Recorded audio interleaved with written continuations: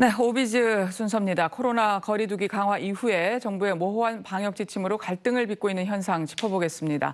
커피 같은 음료를 파는 카페들이 요즘 급하게 식사 메뉴를 새로 내놓는다고 하는데요. 먼저 이성훈 기자의 보도 보시겠습니다. 경기도의 한 카페. 커피를 내리는 공간에 가스버너를 놓고 호박죽을 만들고 있습니다. 일반 음식점으로 등록된 이 카페는 그동안 음료와 디저트만 팔아왔는데 이번에 급히 죽 메뉴를 추가했습니다. 카페 내 취식 금지를 풀려면 메뉴에 식사료를 추가해야 한다는 지자체의 설명을 듣고 궁여지책으로 죽을 팔기 시작한 겁니다. 코로나가 단기간에 끝날 거라고 모든 국민들이 생각을 했었어요. 그런데 지금 거의 1년 가까이 돼가고 있고요. 죽이라도 팔아서 이 어려운 난국을 헤쳐나가자. 비슷한 고민을 하는 카페는 한둘이 아닙니다. 이 카페도 식사 메뉴를 추가해보려고 지자체에 문의했지만 불가능하다는 답변을 들었습니다. 휴게 음식점이라는 이유에서였습니다. 커피랑 디저트류라 해서 다른 브런치 메뉴를 내가 개발해서 한다고 하더라도 이게 불가능하다는 거죠. 그러니까 저희 같은 경우는 진짜 방법이 없어요. 자영업자들은 혼란스러울 수밖에 없는데 지자체마다 설명은 제각각입니다. 몇 가지 식사 메뉴를 추가하면 된다는 곳이 있는가 하면 죽이나 돈가스 같은 경우는 제가 식사로 인정을 하니까 그 부분 홀에서 드시는 건 제가 말을 안 할게요. 식사 메뉴의 비중을 일정 수준으로 높여야 한다는 곳도 있습니다. 메뉴에 식사 메뉴가 80%, 최소 80% 이상은 되어야 된다는 게 기준이라는 기준일 수 있겠죠. 카페는 휴게 음식점과 일반 음식점, 제과점 등 3개 업종으로 나뉩니다. 중앙방역대책본부는 카페를 프랜차이즈형 카페와 제과점, 휴게 음식점이나 일반 음식점 가운데 커피와 음료, 디저트류를 주로 판매하는 식당으로 구체화했습니다. 그럼에도 주로 판매하는 메뉴에 대한 해석은 여전히 모호합니다.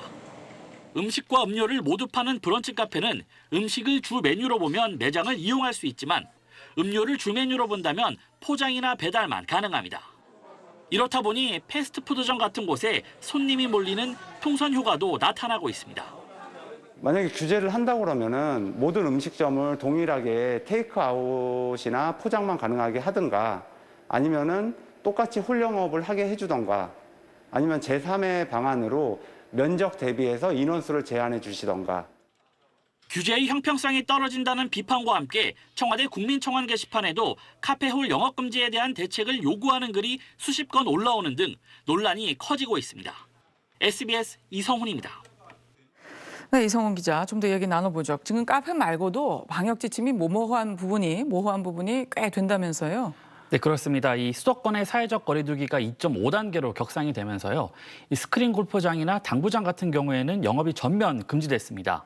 반면에 PC방이나 영화관은 또 제한적으로 영업을 허용해줬거든요. 네. 이 같은 다중 이용 시설이라도 어떤 곳은 허용해주고 어떤 곳은 금지하다 보니 형평성 논란이 나오고 있습니다. 이 스크린 골프장 업주들은요. 불특정 다수가 한 공간에 모이는 PC방이나 영화관 영업은 해주면서 소수 인원이 독립된 공간에서 골프를 즐기는 이 스크린 골프장만 영업 규제를 하는 것은 이치에 맞지 않다면서 불만을 터뜨리고 있습니다. 또 이 학원들도 이 영업 금지가 부당하다는 입장인데요. 아이들의 통제가 어려운 PC방은 문을 여는데 이 선생님들이 아이들을 관리 감독할 수 있는 학원의 문을 닫게 하는 것은 이해할 수 없다 이런 입장입니다. 그래서 이 수도권 소재 일부 학원들은 정부를 상대로 손해배상 청구 소송을 내겠다는 입장도 밝혔습니다. 네, 좀 자영업자들도 그렇고요. 심경이 또 이해는 되지만 또 이렇게 또 허용을 하다 보면 지금 가뜩이나 심각한 상황인데 방역에 더 문제가 되는 거 아닌가 또 이런 걱정도 되고요. 참 고민이 되는 상황입니다. 네, 제가 취재를 하면서 만나본 자영업자들이 한 목소리로 한 얘기가 있는데요. 왜 우리한테만 희생을 강요하느냐 이것이었습니다. 방역의 중요함을 너무나 잘 알고 있지만 형평성에 맞지 않는 조치는 받아들일 수 없다는 그런 입장인 건데요. 이게 단기간 버텨서 될 일이면 정부의 지원금을 받고 참겠지만 코로나 사태가 장기화하다 보니 더 심각하게 받아들일 수밖에 없는 겁니다. 심지어 이 방역 지침에 대한 지자체의 어떤 해석도 다 제각각이어서 정부에 대한 불신이 더 커지고 있는 상황입니다.